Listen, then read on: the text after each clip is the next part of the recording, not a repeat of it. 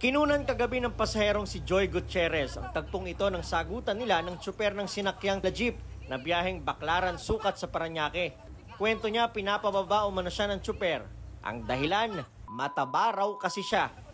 Maya-maya po, yung asawa po ng driver, bigla po nagsabi doon sa asawa niya, ayaw niya ng matabang pasahero, bawal sa jeep nila, pababain daw po ako.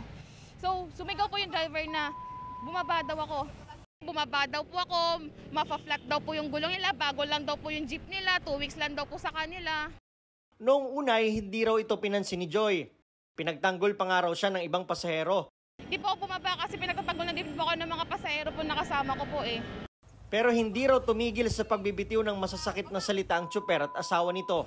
Normal po sa akin na nabubuli, sanay na rin po ako, pero kakaiba po kasi yung dinanas ko po kagabi, kaya sobrang yang-ya po ako sa ginawa po ng driver, napahiya po talaga ako sobra. Sobrang nakakababa po ng self-confidence, parang hindi po ba ako ka-respeto, tao din po ako eh. Inireport ni Joy ang insidente sa Parañaque Police. Sa kasagsagan naman ng panayam kay Joy, biglang dumaan ang inirereklamong jeep.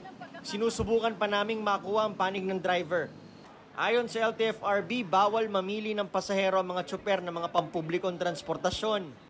Bawal din daw singilin ng doble ang isang pasahero ng dahil lang sa laki o timbang nito.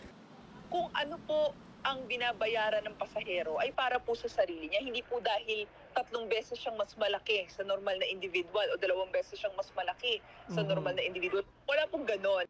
Bukas daw ang LTFRB sa mga ganitong reklamo.